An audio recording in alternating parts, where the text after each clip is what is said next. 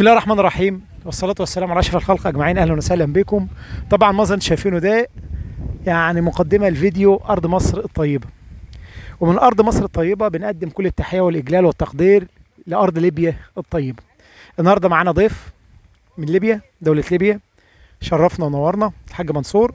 الحاج منصور عنده مزرعة هنا في مصر، في ليبيا، وتواصل معايا، حب يسألني أسئلة كتير جدا، وجاب معاه المهندسين الزراعيين المشرفين على المشروع بتاعه. والأسئلة كانت محددة في الشعر المستنبت، وفي الأزولة، وفي أهم النباتات العلفية، وطبيعة أرضه اللي هي أرض صحراوية ملحة، وهل هذه الأرض تصلح لزراعة هذه النباتات. في الحقيقة كان حوار مثمر جدا وبناء. تابعوا الفيديو.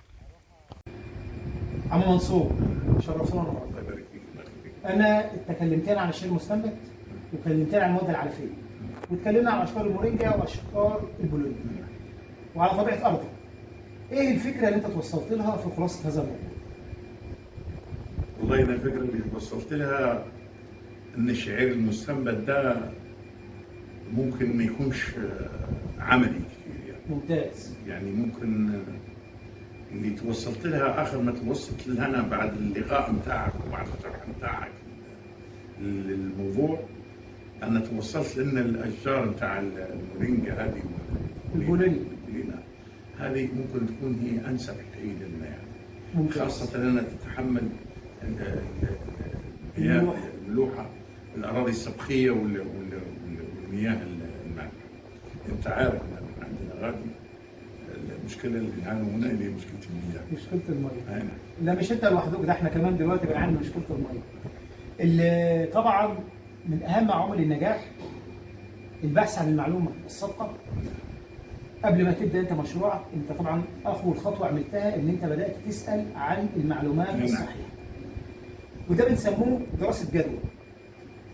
وقلنا ان الارض عندك في طبيعه مزرعتك ارض فيها طبيعه ملوحه، وانت بتربي مواشي وعاوز توفر في الاعلاف. واتكلمنا عن الازوله، واتكلمنا عن الشعر المستنبت، واتكلمنا حتى عن النباتات العلفيه اللي هو قلنا باسم الحجاز والذره، واللي ما عنديش ميه. الميه مش هتكفي الزراعات دي. لا مش هتكفي. فتوصلنا في النهايه ان انسب حاجه لك هي الاشجار العلفيه. هنستفيد من خشبها، هنستفيد من الثمار بتاعتها، وهنستفيد كمان من الاوراق. تمام؟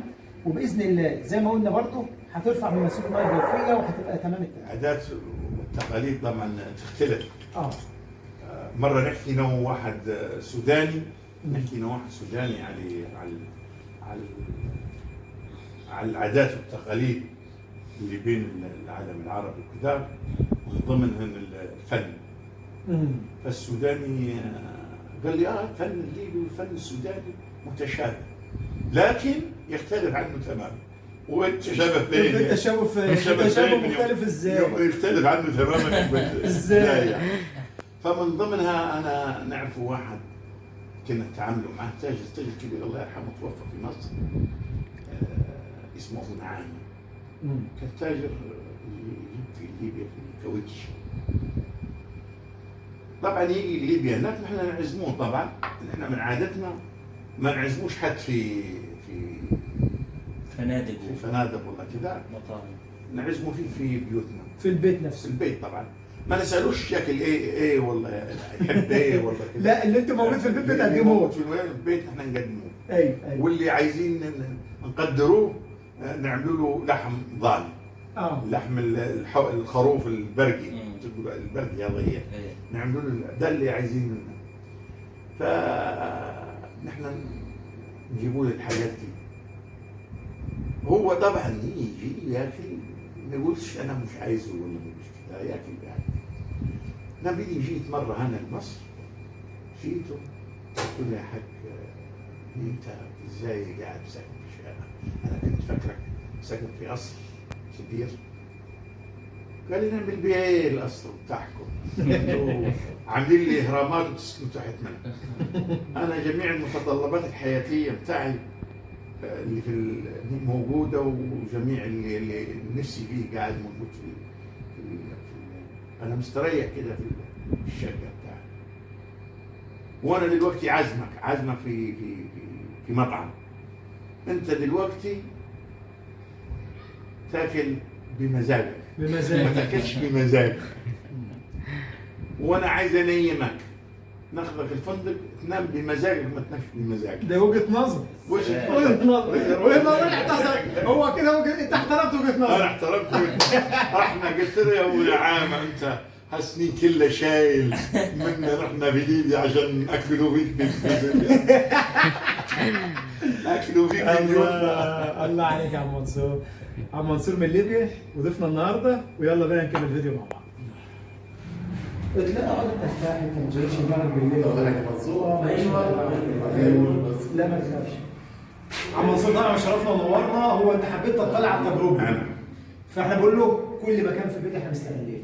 هنا بالرب حمام. تجربه الحيه هنا الحمام.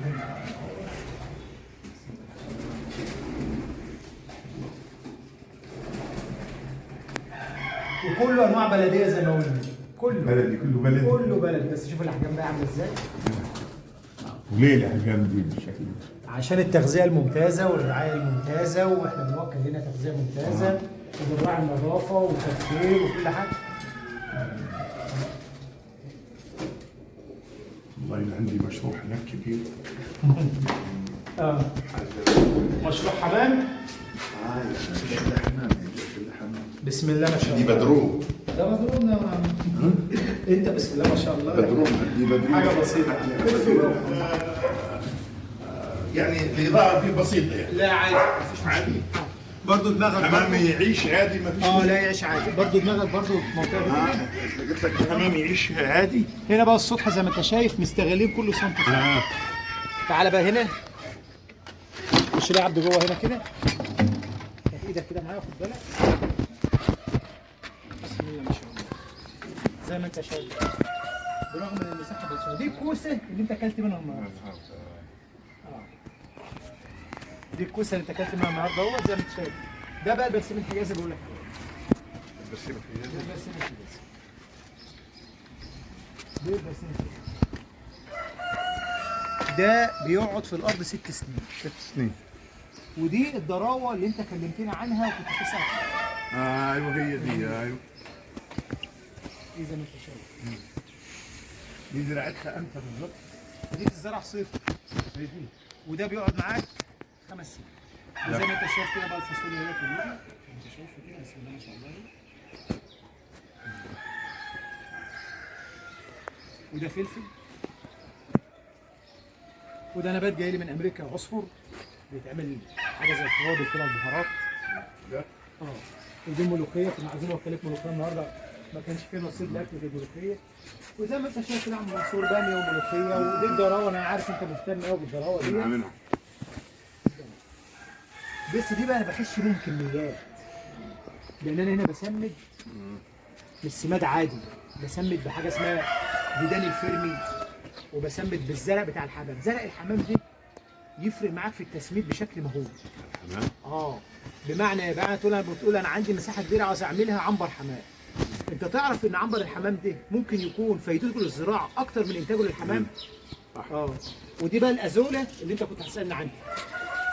دي الازوله اللي انت كنت بتسالني عنها، بتقول الميه ومش الميه. هي دي بقى الازوله اللي هي دي نبات. لازم ميه حلوه. لازم الميه حلوه. ده نبات الازوله اللي انت كنت بتسالني عنه. ده لسه بادئين فيه من مده. النص ده كله زرع، النص التاني بقى كله طيور. تعالى معايا. ادفع. الروم البلدي اللي انت كنت تسال عنه. وهنا برضه الروم البلدي الصغير الانتاج بتاعه. وهنا عندنا البط البلدي. البط البلدي بسم الله ما شاء الله عليه. حاجه تفرح يعني. السوداني يقولوا عليه السوداني. ايوه. بسم الله ما شاء الله عليه. لا ما شاء الله. حاجه جميله يعني. منها. وهنا بقى الارانب. كل دي ارانب. وده البط العادي بتاعنا ده. كل هنا بقى عنبر ارانب كامل.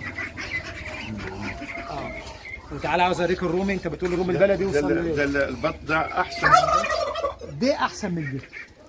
ده الرومي بقى اللي هو البلدي، اقول لك حجمه وصل قد ايه؟ كنت بتسالني على حجمه. شوف بقى بسم الله ما شاء الله. ما شاء الله تبارك الله. ما شاء الله. برغم انه بلدي. الباقي بياكل ايه ده؟ ده بياكل الاكل البيتي العادي خالص. العادي خالص. خالص بقى، هو الاكل اللي انت بتقول عندي مطاعم وبتطلع بقى واكل. يبقى احسن من اللي ده كمان.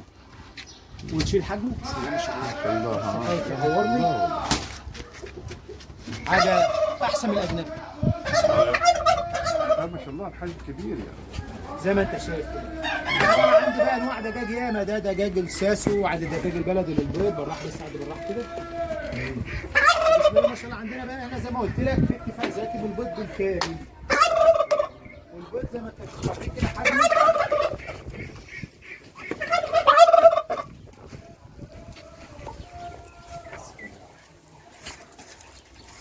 بسم الله. ده انتاج له.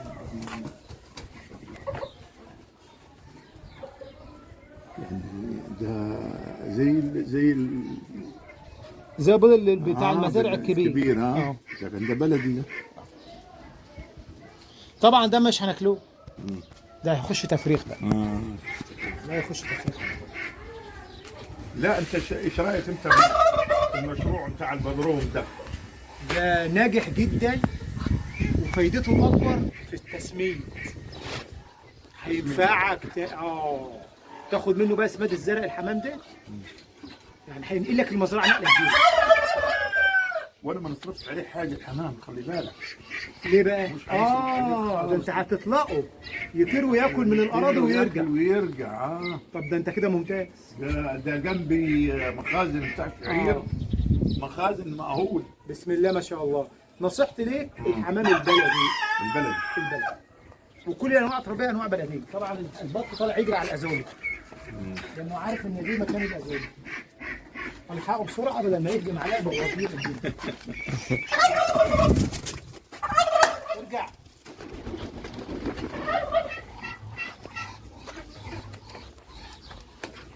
طبعا ايه شرفنا بيك ونورت القناه وكل اهل ليبيا بالزي التقليدي لاهل ليبيا. الشرف لي والله. الله يخليك. انا فعلا اخذت معلومات كانت غايبه علي. الحمد لله. فعلا يعني انا استمتعت باللقاء بتاعك يعني. انت حبيب والله يا عبد منصور، واحنا سعداء جدا. شرفتني. وانا اسعد والله. نورت مصر، نورت البحيره، نورت المحموديه، نورت بيتنا المتواضع. وشرف لينا ان انت تظهر معنا في القناه. وتحياتي لكل اهل ليبيا. يلا والسلام عليكم ورحمه الله وبركاته. وعم منصور توصل ليبيا باذن الله ان شاء الله. تبدا مشروعك بفكر جديد ان شاء الله. بفكر جديد. اديني العنوان بتاعك بالكامل والايميل بتاعك والتليفون اي حاجه انا عايز نستفسر منها. خلي بالك بس من بس انهي عم. ده ما تجيناش هناك